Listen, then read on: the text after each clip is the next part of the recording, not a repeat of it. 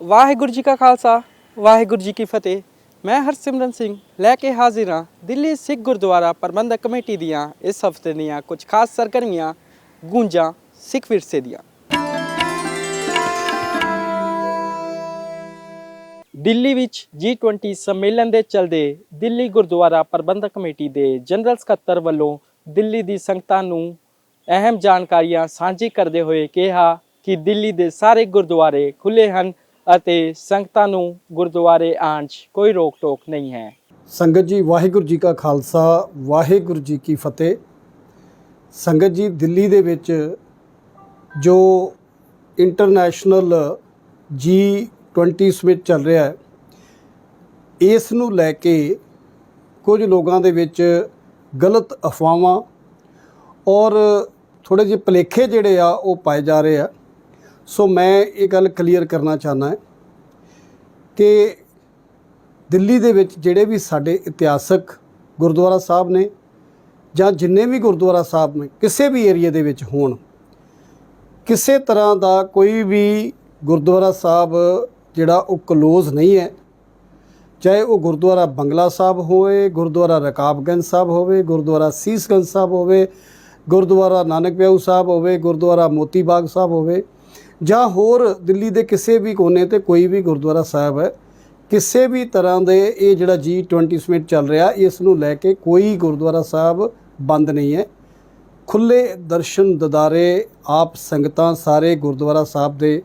ਜਦੋਂ ਮਰਜ਼ੀ ਕਰ ਸਕਦੇ ਹੋ ਪਹਿਲਾਂ ਦੀ ਤਰ੍ਹਾਂ। ਹਾਂ, ਇਹ ਜ਼ਰੂਰ ਹੈ ਕਿ ਜਿਹੜੇ ਬਾਹਰਲੇ ਦੇਸ਼ਾਂ ਦੇ ਪ੍ਰੈਜ਼ੀਡੈਂਟ ਜਾਂ ਪ੍ਰਾਈਮ ਮਿਨਿਸਟਰ ਆਏ ਹੋਏ ਆ, ਉਹ ਦਿੱਲੀ ਦੇ ਵਿੱਚ ਅਲੱਗ-ਅਲੱਗ ਇਲਾਕਿਆਂ ਦੇ ਵਿੱਚ 5 ਸਟਾਰ ਹੋਟਲਾਂ ਦੇ ਵਿੱਚ ਰੁਕੇ ਹੋਏ ਆ ਔਰ ਜਦੋਂ ਉਹਨਾਂ ਨੇ ਪ੍ਰਗਤੀ ਮੈਦਾਨ ਜਾਣਾ ਹੈ, ਉਸ ਵੇਲੇ ਕੁਝ ਟਾਈਮ ਦੇ ਲਈ ਕੋਈ ਕਾਫਲਾ ਅਗਰ ਨਿਕਲ ਰਿਹਾ ਹੈ ਤਾਂ ਉਹ ਰੂਟ ਲੱਗਾ ਹੈ ਤੇ ਕੁਝ ਟਾਈਮ ਦੇ ਲਈ ਟ੍ਰੈਫਿਕ ਜ਼ਰੂਰ ਰੋਕਿਆ ਜਾ ਸਕਦਾ। ਉਹ ਤਾਂ ਇੱਕ ਨੋਰਮਲ ਪ੍ਰੈਕਟਿਸ ਹੈ, ਪਹਿਲੇ ਵੀ ਕੋਈ VVIP ਨਿਕਲਦਾ ਤੇ ਟ੍ਰੈਫਿਕ ਰੋਕ ਦਿੱਤਾ ਜਾਂਦਾ ਹੈ। ਉਸ ਤੋਂ ਇਲਾਵਾ ਸਾਡੀ ਪੁਲਿਸ ਦੇ ਅਧਿਕਾਰੀਆਂ ਦੇ ਨਾਲ ਸਾਰਿਆਂ ਨਾਲ ਗੱਲ ਹੋਈ ਆ, ਕੋਈ ਕਿਸੇ ਤਰ੍ਹਾਂ ਦੀ ਰੈਸਟ੍ਰਿਕਸ਼ਨ ਨਹੀਂ ਹੈ ਔਰ ਖ਼ਾਸ ਕਰਕੇ ਵਿਸ਼ੇਸ਼ ਕਰਕੇ ਗੁਰਦੁਆਰਾ ਸਾਹਿਬ, ਕੋਈ ਗੁਰਦੁਆਰਾ ਸਾਹਿਬ ਬੰਦ ਨਹੀਂ ਹੋਏਗਾ। ਇਹ ਸੰਭਵ ਹੀ ਨਹੀਂ ਹੈ ਕਿ ਗੁਰਦੁਆਰਾ ਸਾਹਿਬ ਬੰਦ ਹੋ ਜਾਏ। ਦਿੱਲੀ ਸਿੱਖ ਗੁਰਦੁਆਰਾ ਪ੍ਰਬੰਧਕ ਕਮੇਟੀ ਵੱਲੋਂ ਇਹ ਤੁਹਾਨੂੰ ਅਸੀਂ ਇਨਸ਼ੋਰ ਕਰਦੇ ਹਾਂ ਕਿ ਸਾਰੇ ਹੀ ਗੁਰਦੁਆਰਾ ਸਾਹਿਬ ਰੂਟੀਨ ਦੀ ਤਰ੍ਹਾਂ ਖੁੱਲ੍ਹੇ ਹੋਏ ਆ। ਆਪ ਸੰਗਤਾਂ ਪਹਿਲਾਂ ਦੀ ਤਰ੍ਹਾਂ ਰੂਟੀਨ ਦੀ ਤਰ੍ਹਾਂ ਖੁੱਲ੍ਹੇ ਦਰਸ਼ਨ ਦਿਦਾਰੇ ਗੁਰੂ ਮਹਾਰਾਜ ਦੇ ਕਰ ਸਕਦੇ ਹੋ, ਅੰਮ੍ਰਿਤ ਵੇਲੇ ਤੋਂ ਲੈ ਕੇ ਰਾਤੀ ਸੁਖਾਸਨ ਵੇਲੇ ਤੱਕ। ਸੋ ਕਿਸੇ ਤਰ੍ਹਾਂ ਦੀ ਕੋਈ ਰਿਸਟ੍ਰਿਕਸ਼ਨ ਨਹੀਂ ਹੈ। ਬਸ ਇਸ ਗੱਲ ਦਾ ਥੋੜ੍ਹਾ ਜਿਹਾ ਖਿਆਲ ਰੱਖੋ ਕਿ ਜਦੋਂ ਰੂਟ ਲੱਗਦਾ ਹੈ ਉਸ ਵੇਲੇ ਹੋ ਸਕਦਾ ਤੁਹਾਨੂੰ 5-10 ਮਿੰਟ ਵਾਸਤੇ ਉਹ ਰੋਕ ਦੇਣ, ਬਾਕੀ ਅਦਰਵਾਈਜ਼ ਕੋਈ ਰਿਸਟ੍ਰਿਕਸ਼ਨ ਨਹੀਂ ਹੈ। ਇਹ ਮੈਂ ਸੰਗਤ ਦੀ ਜਾਣਕਾਰੀ ਦੇ ਲਈ ਸਾਂਝੀ ਕਰ ਰਿਹਾ ਤਾਂ ਕਿ ਇਹ ਜਿਹੜੇ ਕੋਈ ਭੁਲੇਖੇ ਪਾਏ ਜਾ ਰਹੇ, ਕਿਉਂਕਿ ਜਿਨ੍ਹਾਂ ਭੁਲੇਖੇ ਪਾਣੇ ਉਹਨਾਂ ਦਾ ਕੰਮ ਹੈ ਹਮੇਸ਼ਾ ਕਿ ਸੰਗਤ ਦੇ ਵਿੱਚ ਭੁਲੇਖੇ ਪਾ ਕੇ ਉਲਝਾ ਕੇ ਰੱਖਣਾ। ਪਰ ਇਸ ਕਰਕੇ ਸਾਡਾ ਫਰਜ਼ ਬਣਦਾ ਹੈ ਪ੍ਰਬੰਧਕ ਹੋਣ ਦੇ ਨਾਤੇ ਕਿ ਆਪ ਜੀ ਨੂੰ ਸੰਗਤ ਨੂੰ ਜਾਣਕਾਰੀ ਦਈਏ। ਸੋ ਕਿਸੇ ਤਰ੍ਹਾਂ ਦੀ ਕੋਈ ਰੋਕ ਟੋਕ ਨਹੀਂ ਹੈ। ਦਿੱਲੀ ਕਮੇਟੀ ਵੱਲੋਂ ਗੁਰੂ ਧਾਮਾਂ ਦੇ ਦਰਸ਼ਨਾਂ ਲਈ ਵਿਸ਼ੇਸ਼ ਉਪਰਾਲੇ ਕੀਤੇ ਜਾ ਰਹੇ ਹਨ,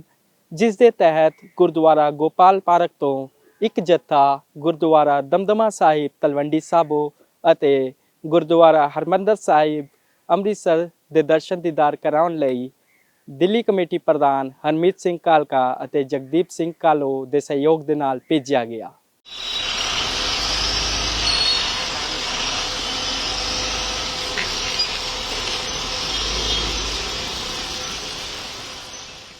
ਵੇਲਾ ਹੋ ਗਿਆ ਹੈ ਇੱਕ ਬ੍ਰੇਕ ਦਾ, ਜਲਦ ਹਾਜ਼ਰ ਹੁੰਦੇ ਹਾਂ ਛੋਟੀ ਜਿਹੀ ਬ੍ਰੇਕ ਤੋਂ ਬਾਅਦ।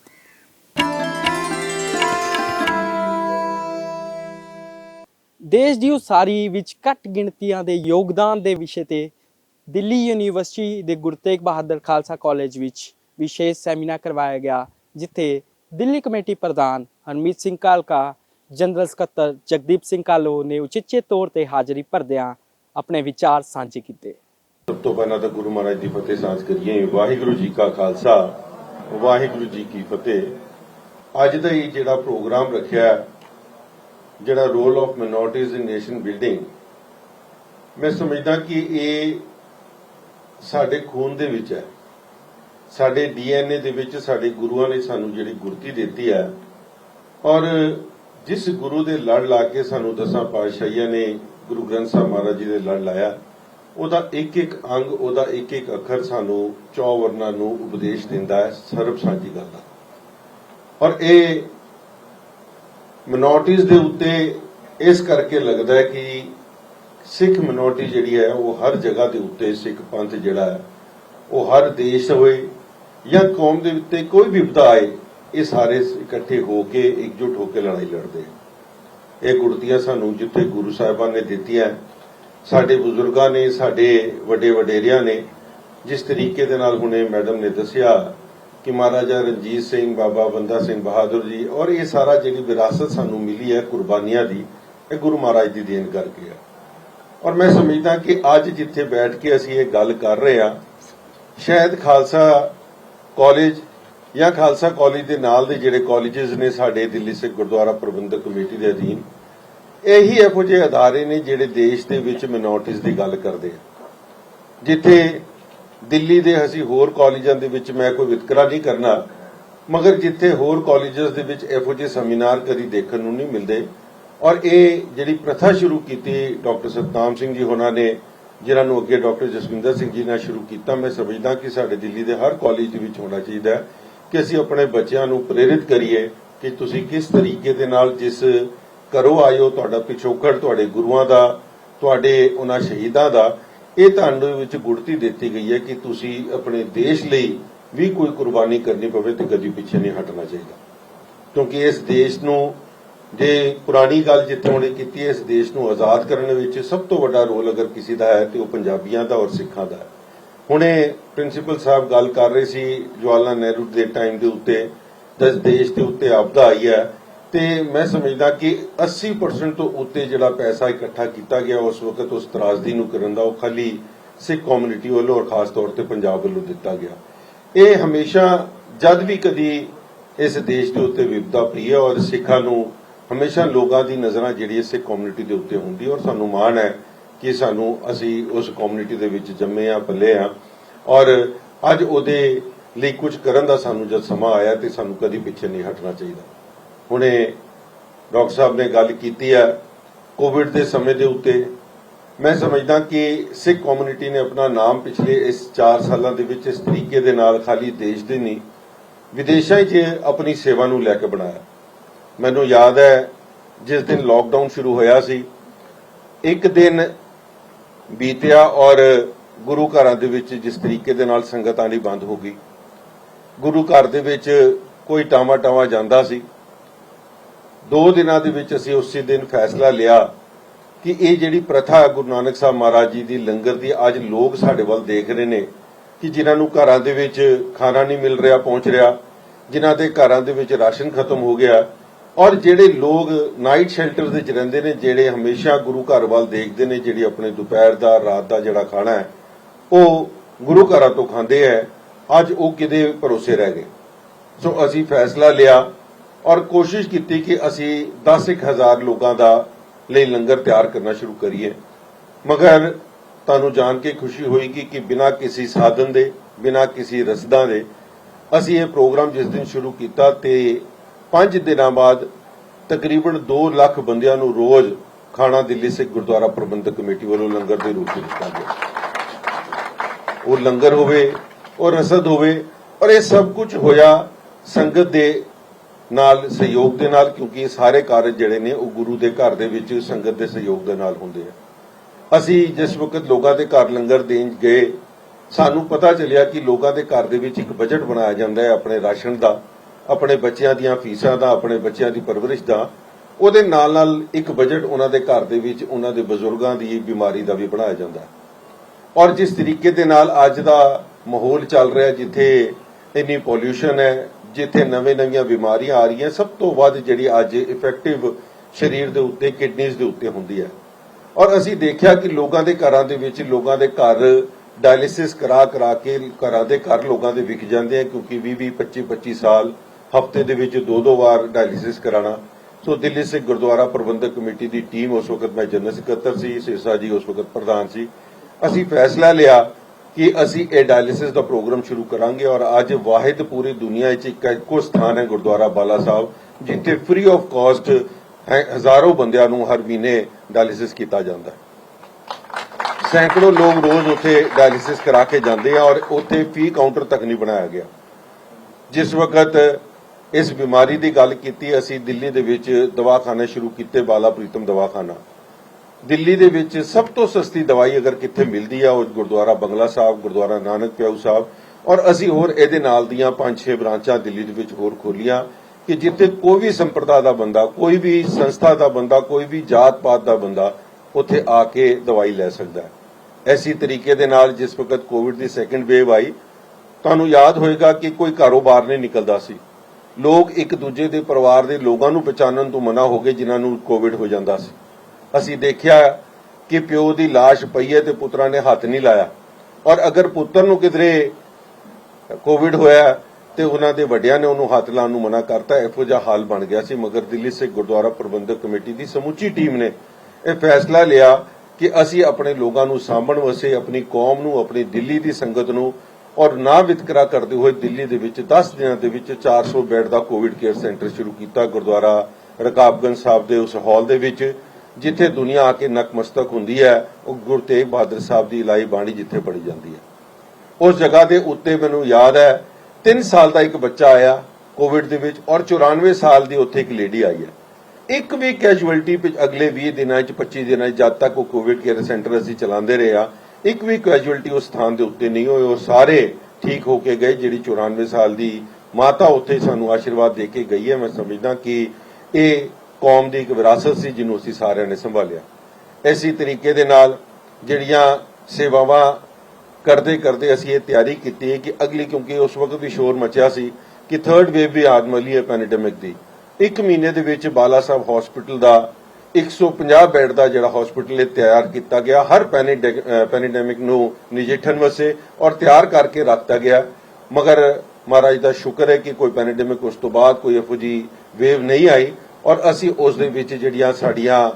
ਉੱਥੇ ਪਰਮਿਸ਼ਨਸ ਰਹਿੰਦੀਆਂ ਸੀ ਉਹਨੂੰ ਰੈਗੂਲਰ ਹਸਪੀਟਲ ਚਲਾਉਣ ਵਾਸਤੇ ਜਿਹੜਾ ਹੈ ਉਹ ਇਸ ਮਹੀਨੇ 'ਚ ਜਾ ਕੇ ਸ਼ੁਰੂ ਕਰਨ ਲੱਗੇ ਹਾਂ। ਇਹ ਸਾਰੀਆਂ ਸੇਵਾਵਾਂ ਜਿਹੜੀਆਂ ਦਿੱਲੀ ਸਿੱਖ ਗੁਰਦੁਆਰਾ ਪ੍ਰਬੰਧਕ ਕਮੇਟੀ ਕਰਦੀ ਹੈ, ਇਹ ਸਿੱਖਾਂ ਦਾ ਮਾਣ ਰੱਖਣ ਵਾਸਤੇ, ਔਰ ਇਹਦੇ ਵਿੱਚ ਕੋਈ ਜਾਤ ਪਾਤ ਦਾ ਵਿਤਕਰਾ ਨਹੀਂ ਹੁੰਦਾ। ਤੁਸੀਂ ਹੁਣੇ ਵੀ ਜਾ ਕੇ ਦੇਖ ਸਕਦੇ ਹੋ ਗੁਰਦੁਆਰਾ ਬੰਗਲਾ ਸਾਹਿਬ ਦੇ ਵਿੱਚ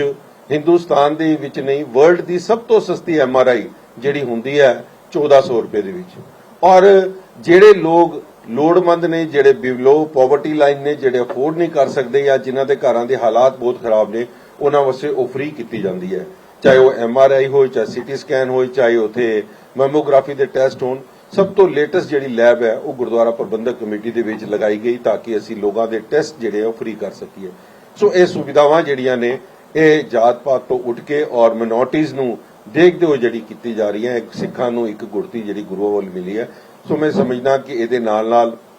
ਇਸ ਦੇਸ਼ ਦੇ ਵਿੱਚ ਖਾਲੀ ਸਿੱਖਾਂ ਨੇ ਨਹੀਂ, ਬਾਕੀ ਹੋਰ ਮਿਨੋਰਟੀਜ਼ ਨੇ ਇਸ ਦੇਸ਼ ਨੂੰ ਬਣਾਉਣ ਵਿੱਚ ਬਹੁਤ ਵੱਡਾ ਆਪਣਾ ਯੋਗਦਾਨ ਪਾਇਆ, ਜਿਹਦੇ ਬਾਰੇ ਅੱਜ ਹੁਣ ਅਸੀਂ ਸਰਦਾਰ ਸਤਨਾਮ ਸਿੰਘ ਸੰਧੂ ਸਾਹਿਬ ਕੋਲੋਂ ਹੁਣ ਸੁਣਨਾ। ਸੋ ਮੈਂ ਇੱਕ ਵਾਰ ਫਿਰ ਤੋਂ ਤਹਿ ਦਿਲੋਂ ਪ੍ਰਿੰਸੀਪਲ ਸਾਹਿਬ ਦਾ, ਚੇਅਰਮੈਨ ਸਾਹਿਬ ਦਾ ਔਰ ਸੰਧੂ ਸਾਹਿਬ ਦਾ ਖਾਸ ਤੌਰ ਤੇ ਧੰਨਵਾਦ ਕਰਾਂਗਾ, ਔਰ ਬੱਚਿਆਂ ਦਾ ਧੰਨਵਾਦ ਕਰਾਂਗਾ ਕਿ ਅੱਜ ਤੁਸੀਂ ਜਿਹੜੀ ਇੱਥੋਂ ਸਿੱਖਿਆ ਲੈ ਕੇ ਜਾਣੀ ਹੈ ਕਿ ਕੋਸ਼ਿਸ਼ ਕਰਨਾ ਆਪਣੇ ਜੀਵਨ ਦੇ ਵਿੱਚ ਉਹਨੂੰ ਢਾਲ ਕੇ ਇਸੇ ਤਰੀਕੇ ਦੇ ਨਾਲ ਆਪਣੇ ਜੀਵਨ ਨੂੰ ਬਤੀਤ ਕਰ ਸਕੋ, ਤਾਂ ਕਿ ਤੁਹਾਨੂੰ ਜਿੱਥੇ ਆਪਣੇ ਕਾਲਜ ਤੇ ਆਪਣੀ ਐਜੂਕੇਸ਼ਨ ਤੇ ਮਾਣ ਹੋਏ, ਉੱਥੇ ਆਪਣੇ ਗੁਰੂਆਂ ਵੱਲੋਂ ਦਿੱਤੀ ਸਿੱਖਿਆ ਦੇ ਉੱਤੇ ਮਾਣ ਹੋਏ। ਮਾਈਨੋਰਟੀਜ਼ ਨੂੰ ਲੈ ਕੇ ਪ੍ਰੋਗਰਾਮ ਹੋਇਆ ਸੀ, ਕਿਵੇਂ ਦੇਖਦੇ ਹੋ ਜਿਹੜਾ ਮਾਈਨੋਰਟੀਜ਼ ਦਾ ਰੋਲ ਹੈ ਇਸ ਮੁਲਕ ਨੂੰ ਡਿਵੈਲਪ ਕਰਨ ਦੇ? ਦੇਖੋ, ਮਾਈਨੋਰਟੀ ਦਾ ਬਹੁਤ ਕ੍ਰੂਸ਼ੀਅਲ ਰੋਲ ਹੈਗਾ ਨੇਸ਼ਨ ਬਿਲਡਿੰਗ ਦੇ ਵਿੱਚ ਭਾਰਤ ਦੇ ਵਿੱਚ, ਲੇਕਿਨ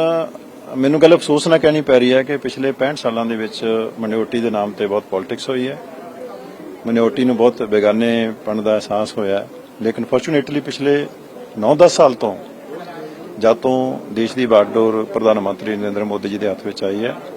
ਮਾਈਨੋਰਟੀ ਦਾ ਕੌਨਫੀਡੈਂਸ ਦੁਬਾਰਾ ਜਿਹੜਾ ਉਹ ਬਣਨਾ ਸ਼ੁਰੂ ਹੋਇਆ, ਮਜ਼ਬੂਤ ਹੋਇਆ, ਔਰ ਜਿਹੜੇ ਕੰਮ ਕੀਤੇ ਗਏ ਮਾਈਨੋਰਟੀ ਦੇ ਜਿਹੜੇ ਜ਼ਖਮਾਂ ਤੇ ਜਿਹੜੇ ਪਿਛਲੇ 65 ਸਾਲਾਂ 'ਚ ਜ਼ਖਮ ਦਿੱਤੇ ਗਏ ਸੀ, ਮੈਂ ਸਿੱਖਾਂ ਦੀ ਗੱਲ ਕਰਾਂ ਤੇ ਦਿੱਲੀ ਦੰਗਿਆਂ ਦੇ ਦੌਰਾਨ ਜਾਂ ਦੇਸ਼ ਭਰ ਦੇ ਵਿੱਚ ਦੰਗਿਆਂ ਦੇ ਦੌਰਾਨ ਜਿਹੜੇ ਦੋਸ਼ੀਆਂ ਨੂੰ ਸਜ਼ਾਵਾਂ ਨਾ ਦੇਣੀਆਂ ਔਰ ਸ਼ਰੇਆਮ ਉਹਨਾਂ ਨੂੰ ਪੋਲੀਟੀਕਲੀ ਪ੍ਰਮੋਟ ਕਰਨਾ, ਔਰ ਦੂਸਰੇ ਪਾਸੇ ਨਰਿੰਦਰ ਮੋਦੀ ਜੀ ਨੇ ਇਨਸਾਫ ਦਵਾਇਆ ਉਹਨਾਂ ਲੋਕਾਂ ਨੂੰ ਸਜ਼ਾਵਾਂ ਦਵਾ ਕੇ। ਇਸ ਦੇ ਨਾਲ ਗੁਰੂ ਤੇਗ ਬਹਾਦਰ ਜੀ ਦੀ ਸ਼ਹਾਦਤ ਸਾਡੇ ਵਾਸਤੇ, ਸਿੱਖ ਕੌਮ ਵਾਸਤੇ ਬਹੁਤ ਵੱਡਾ ਇੱਕ ਕਾਂਡ ਹੈ, ਇਤਿਹਾਸ ਹੈ, ਔਰ ਉਹਨਾਂ ਨੂੰ ਲਾਲ ਕਿਲੇ ਤੋਂ ਜੋ ਸਨਮਾਨ ਦਿੱਤਾ, ਕਰਤਾਰਪੁਰ ਸਾਹਿਬ ਦੇ ਦਰਸ਼ਨ ਵਾਸਤੇ ਲਾਂਘੇ ਖੋਲ੍ਹੇ ਗਏ, ਔਰ ਇਸ ਦੇ ਨਾਲ ਛੋਟੇ ਸਾਹਿਬਜ਼ਾਦਿਆਂ ਵਾਸਤੇ ਜਿਹੜਾ ਸਨਮਾਨ ਦਿੱਤਾ ਗਿਆ ਹੈ ਭਾਰਤ ਸਰਕਾਰ ਵੱਲੋਂ, ਨਰਿੰਦਰ ਮੋਦੀ ਜੀ ਵੱਲੋਂ, ਔਰ ਸਾਰੀਆਂ ਹੀ ਮਾਈਨੋਰਟੀ ਦੇ ਵਾਸਤੇ ਮੁਸਲਮਾਨ ਮਿਨੋਰਟੀ ਦੇ ਵਾਸਤੇ, ਜੈਨਸ ਦੇ ਵਾਸਤੇ, ਕ੍ਰਿਸਚੀਅਨ ਦੇ ਵਾਸਤੇ, ਉਹ ਹਮੇਸ਼ਾ ਹੀ ਸੈਂਸਿਟਿਵ ਤਰੀਕੇ ਦੇ ਨਾਲ ਮਿਨੋਰਟੀ ਦੇ ਮੁੱਦਿਆਂ ਨੂੰ ਦੇਖਦੇ ਆ, ਕਰਦੇ ਆ। ਔਰ ਅਸੀਂ ਦੇਸ਼ ਭਰ ਵਿੱਚ ਘੁੰਮ ਕੇ ਨਹੀਂ, ਅਸੀਂ ਵਿਦੇਸ਼ਾਂ ਵਿੱਚ ਜਾ ਕੇ ਵੀ ਦੇਖਿਆ, ਮਿਨੋਰਟੀ ਦੇ ਅਸੀਂ ਇਵੈਂਟ ਕੀਤੇ ਆ, ਅਸੀਂ ਮਿਲੇ ਆ, ਡਾਇਲੋਗ ਕੀਤਾ ਹੈ। ਔਰ ਸਾਰੀਆਂ ਮਿਨੋਰਟੀ ਨੇ ਇਸ ਗੱਲ ਦਾ ਅਹਿਸਾਸ ਕੀਤਾ ਹੈ ਕਿ ਪਿਛਲੇ 65 ਸਾਲਾਂ ਦੇ ਵਿੱਚ ਸਾਡੇ ਨਾਮ ਤੇ ਰਾਜਨੀਤੀ ਹੋਈ ਹੈ ਔਰ ਪਿਛਲੇ 9 ਸਾਲਾਂ ਦੇ ਵਿੱਚ ਸਾਡੀ ਕਿਸੇ ਨੇ ਸਹੀ ਢੰਗ ਦੇ ਨਾਲ ਬਾਂਹ ਫੜੀ ਹੈ ਤੇ ਉਹ ਨਰਿੰਦਰ ਮੋਦੀ ਜੀ ਹੈ। ਦੇਖੋ ਹਰਪ੍ਰੀਤ, ਸਭ ਤੋਂ ਪਹਿਲੇ ਤੇ ਪੀਟੀਸੀ ਚੈਨਲ ਦਾ ਬਹੁਤ-ਬਹੁਤ ਧੰਨਵਾਦ, ਤੁਸੀਂ ਆਪ ਸਪੈਸ਼ਲੀ ਆਏ ਹੋ ਇਸ ਈਵੈਂਟ ਨੂੰ ਕਵਰ ਕਰਨ ਵਾਸਤੇ। ਇਹ ਅਸੀਂ ਬਹੁਤ ਦੇਰ ਤੋਂ, ਜਦੋਂ ਖਾਸ ਕਰਕੇ ਅਸੀਂ ਫਰਵਰੀ ਦੇ ਵਿੱਚ ਪਹਿਲੀ ਸਿੱਖ ਹਿਸਟਰੀ ਕਾਂਗਰਸ ਇੰਡੀਆ ਦੇ ਵਿੱਚ ਕੀਤੀ ਸੀ, ਉਦੋਂ ਤੋਂ ਸਾਨੂੰ ਮਹਿਸੂਸ ਹੋ ਰਿਹਾ ਸੀ ਕਿ ਬਹੁਤ ਸਾਰੇ ਸੁਜੈਸ਼ਨਸ ਆਏ ਸੀ ਕਿ ਖਾਸ ਕਰਕੇ ਮਿਨੋਰਿਟੀਜ਼ ਔਰ ਖਾਸ ਕਰਕੇ ਸਿੱਖ ਕਮਿਊਨਿਟੀ ਦਾ ਇੱਕ ਰੋਲ ਜਿਹੜਾ ਹੈ ਨੇਸ਼ਨ ਬਿਲਡਿੰਗ ਦੇ ਵਿੱਚ ਉਹ ਪ੍ਰੋਮੀਨੈਂਟਲੀ ਹਾਈਲਾਈਟ ਹੋਣਾ ਚਾਹੀਦਾ, ਕਿਉਂਕਿ ਸਿੱਖਾਂ ਦੀਆਂ ਕੁਰਬਾਨੀਆਂ, ਚਾਹੇ ਅਸੀਂ ਆਜ਼ਾਦੀ ਤੋਂ ਪਹਿਲਾਂ ਦੀ ਗੱਲ ਕਰੀਏ ਜਾਂ ਆਜ਼ਾਦੀ ਤੋਂ ਬਾਅਦ ਦੀ ਗੱਲ ਕਰੀਏ, ਤੇ ਸਿੱਖਾਂ ਦੀ ਨੇਸ਼ਨ ਬਿਲਡਿੰਗ ਦੇ ਵਿੱਚ ਇੱਕ ਕਿਸਮ ਦੀ ਲਾਸਾਨੀ ਕੰਟਰੀਬਿਊਸ਼ਨ ਹੈ। ਕਿਉਂਕਿ ਤੁਸੀਂ ਅਗਰ 1947 ਤੋਂ ਬਾਅਦ ਦੀ ਵੀ ਗੱਲ ਕਰਨੇ ਆ ਤੇ ਟਰਾਂਸਪੋਰਟ ਸੈਕਟਰ, ਐਗਰੀਕਲਚਰ ਦੇ ਵਿੱਚ, ਇੰਡਸਟਰੀ ਦੇ ਵਿੱਚ ਔਰ ਦੇਸ਼ ਦੇ ਨਾਲ ਖਾਸ ਕਰਕੇ ਜਿਹੜੇ ਪਿਛੜੇ ਹੋਏ ਇਲਾਕੇ ਨੇ ਉਹਨਾਂ ਨੂੰ ਡਿਵੈਲਪ ਕਰਨ ਦੇ ਵਿੱਚ ਸਿੱਖ ਕਮਿਊਨਿਟੀ ਦੀ ਇੱਕ ਬਹੁਤ ਵੱਡੀ ਕੰਟਰੀਬਿਊਸ਼ਨ ਹੈ। ਔਰ ਕਈ ਵਾਰੀ ਅਸੀਂ ਕੀ ਕਰਦੇ ਹਾਂ ਕਿ ਕਰੰਟ ਪੋਲੀਟੀਕਲ ਸਿਨੈਰੀਓ ਦੇ ਵਿੱਚ ਇਹਨਾਂ ਚੀਜ਼ਾਂ ਨੂੰ ਭੁੱਲ ਜਾਈਦਾ। ਇਹ ਬੱਚਿਆਂ ਵਾਸਤੇ ਵੀ ਜਾਣਨਾ ਬਹੁਤ ਜ਼ਰੂਰੀ ਹੈ ਕਿ ਜਿਹੜੀਆਂ ਮਿਨੋਰਿਟੀਜ਼ ਨੇ ਉਹ ਕਿੰਨਾ ਪੋਜ਼ਿਟਿਵ ਰੋਲ ਪਲੇ ਕਰਦੀਆਂ ਨੇ। ਕਈ ਵਾਰੀ ਸਾਡੀ ਜਿਹੜੀ ਅਖਬਾਰੀ ਜਾਂ ਸੋਸ਼ਲ ਮੀਡੀਆ ਹੈ ਉਹ ਇਹਨਾਂ ਚੀਜ਼ਾਂ ਨੂੰ ਹਾਈਲਾਈਟ ਨਹੀਂ ਕਰ ਪਾਉਂਦਾ। ਤੇ ਅੱਜ ਦਾ ਇਹ ਸਾਡਾ ਖਾਸ ਕਰਕੇ ਸਰਦਾਰ ਸਤਨਾਮ ਸਿੰਘ ਜੀ ਸੰਧੂ ਜਿਹੜੇ ਕਿ ਚਾਂਸਲਰ ਨੇ ਚੰਡੀਗੜ੍ਹ ਯੂਨੀਵਰਸਿਟੀ ਦੇ, ਕਿਉਂਕਿ ਉਹ ਇੰਡੀਆ ਮਿਨੋਰਿਟੀਜ਼ ਫਾਊਂਡੇਸ਼ਨ ਦੇ ਚੇਅਰਮੈਨ ਵੀ ਨੇ ਔਰ ਕਈ ਜਗ੍ਹਾ ਤੇ ਉਹ ਬੋਲ ਚੁੱਕੇ ਨੇ। ਉਹ ਖਾਸ ਕਰਕੇ ਐਜੂਕੇਸ਼ਨ ਦੇ ਵਿੱਚ ਉਹਨਾਂ ਦੀ ਇੱਕ ਬਹੁਤ ਵੱਡੀ ਉਹਨਾਂ ਦਾ ਸਥਾਨ ਹੈ ਇਸ ਨਵੀਂ ਯੂਨੀਵਰਸਿਟੀ ਨੂੰ ਐਸਟੈਬਲਿਸ਼ ਕਰਨ ਦੇ ਵਿੱਚ। ਅਸੀਂ ਚਾਹੁੰਦੇ ਸੀ ਕਿ ਉਹ ਸਾਡੇ ਬੱਚਿਆਂ ਦੇ ਨਾਲ ਵੀ ਇੰਟਰੈਕਟ ਕਰਨ, ਸਾਡੇ ਟੀਚਰਸ ਦੇ ਨਾਲ ਵੀ ਕਰਨ, ਤਾਂ ਕਿ ਜਿਹੜੇ ਉਹ ਨਵੇਂ ਏਰੀਆਜ਼ ਐਜੂਕੇਸ਼ਨ ਦੇ ਉਸ ਯੂਨੀਵਰਸਿਟੀ ਦੇ ਵਿੱਚ ਲੈ ਕੇ ਆ ਰਹੇ ਨੇ ਉਹ ਸਾਡੇ ਟੀਚਰਸ ਔਰ ਸਾਡੇ ਸਟੂਡੈਂਟਸ ਵੀ ਉਹਦੇ ਨਾਲ ਲੱਗ ਸਕਣ। ਦੂਸਰੀ ਜਿਹੜੀ ਸਭ ਤੋਂ ਵੱਡੀ ਅੱਜ ਗੱਲ ਹੋਈ ਹੈ ਕਿ ਦਿੱਲੀ ਗੁਰਦੁਆਰਾ ਕਮੇਟੀ ਨੂੰ ਇਹ ਅਪੀਲ ਕੀਤੀ ਗਈ ਹੈ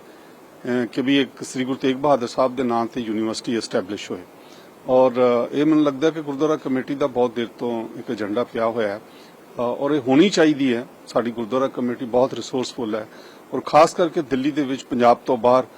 ਅਗਰ ਕਿਸੇ ਦੀ ਜ਼ਿੰਮੇਵਾਰੀ ਬਣਦੀ ਹੈ ਤਾਂ ਮੈਨੂੰ ਲੱਗਦਾ ਕਿ ਦਿੱਲੀ ਸਿੱਖ ਗੁਰਦੁਆਰਾ ਪ੍ਰਬੰਧਕ ਕਮੇਟੀ ਦੀ ਬਣਦੀ ਹੈ ਔਰ ਇਹਨਾਂ ਦੇ ਕੋਲ ਵਿਜ਼ਨ ਵੀ ਹੈ, ਰਿਸੋਰਸਸ ਵੀ ਨੇ ਔਰ ਮੈਨੂੰ ਲੱਗਦਾ ਕਿ ਪੂਰਾ ਅਗਰ ਇਹ ਸਾਰੇ ਆਪਾਂ ਜੁਟਾ ਲਈਏ ਤੇ ਚੰਗੇ ਲੋਕਾਂ ਨੂੰ ਵਿੱਚ ਇਕੱਠਾ ਕਰਕੇ ਇੱਕ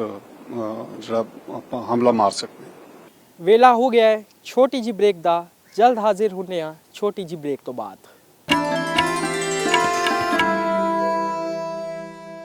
ਸ਼੍ਰੀ ਹਰਮੰਦਰ ਸਾਹਿਬ ਦੇ ਹੈੱਡ ਗ੍ਰੰਥੀ ਰਹੇ ਗਿਆਨੀ ਜਗਤਾਰ ਸਿੰਘ ਜੀ ਦੀ ਅੰਤਿਮ ਅਰਦਾਸ ਸਮਾਗਮ ਗੁਰਦੁਆਰਾ ਸੰਗਰਾਣਾ ਸਾਹਿਬ ਅੰਮ੍ਰਿਤਸਰ ਵਿਖੇ ਕਰਵਾਇਆ ਗਿਆ, ਜਿੱਥੇ ਦਿੱਲੀ ਕਮੇਟੀ ਪ੍ਰਧਾਨ ਹਰਮੀਤ ਸਿੰਘ ਕਾਲਕਾ ਅਤੇ ਕਮੇਟੀ ਮੈਂਬਰਾਂ ਵੱਲੋਂ ਹਾਜ਼ਰੀ ਭਰੀ ਗਈ।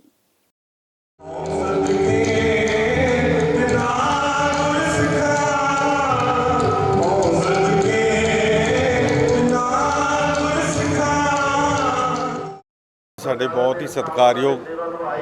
ਸਿੰਘ ਸਾਹਿਬ ਗਿਆਨੀ ਜਗਤਾਰ ਸਿੰਘ ਜੀ ਹੁਣਾਂ ਦਾ ਦੁਸਹਿਰਾ ਸਮਾਗਮ ਅੰਤਿਮ ਅਰਦਾਸ ਦੇ ਰੂਪ ਵਿੱਚ ਜਿਹੜਾ ਇੱਥੇ ਪਰਿਵਾਰ ਵੱਲੋਂ ਰੱਖਿਆ ਗਿਆ। ਅੱਜ ਸਮੁੱਚਾ ਦਲ ਪੰਥ, ਸਮੁੱਚੀ ਸਿੰਘ ਸਭਾਵਾਂ, ਸ਼੍ਰੋਮਣੀ ਕਮੇਟੀ ਪ੍ਰਧਾਨ ਔਰ ਦਿੱਲੀ ਸਿੱਖ ਗੁਰਦੁਆਰਾ ਪ੍ਰਬੰਧਕ ਕਮੇਟੀ ਦੇ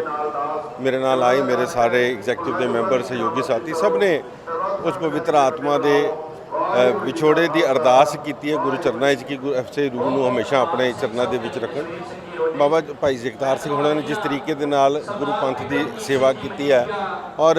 ਗੁਰੂ ਰਾਮਦਾਸ ਮਹਾਰਾਜ ਜੀ ਦੇ ਦਰ ਦੀ ਜਿਸ ਤਰੀਕੇ ਦੇ ਨਾਲ ਸੇਵਾ ਕੀਤੀ ਹੈ, ਵਾਕਈ ਇੱਕ ਹਲੀਮੀ ਔਰ ਇੱਕ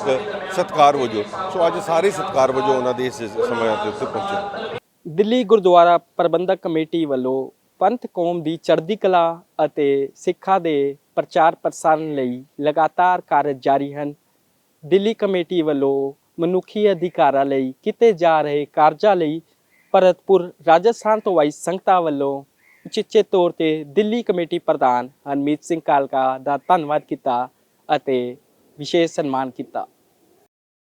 ਤੇ ਇਹ ਸਨ ਇਸ ਹਫ਼ਤੇ ਦੀਆਂ ਗੂੰਜਾਂ ਸਿੱਖ ਵਿਰਸੇ ਦੀਆਂ। ਅਗਲੇ ਹਫ਼ਤੇ ਹੋਰ ਨਵੀਂ ਖਬਰਾਂ ਦੇ ਨਾਲ ਹਾਜ਼ਰ ਹੋਵਾਂਗੇ। ਦਵੋ ਇਜਾਜ਼ਤ। ਸਤਿ ਸ਼੍ਰੀ ਅਕਾਲ।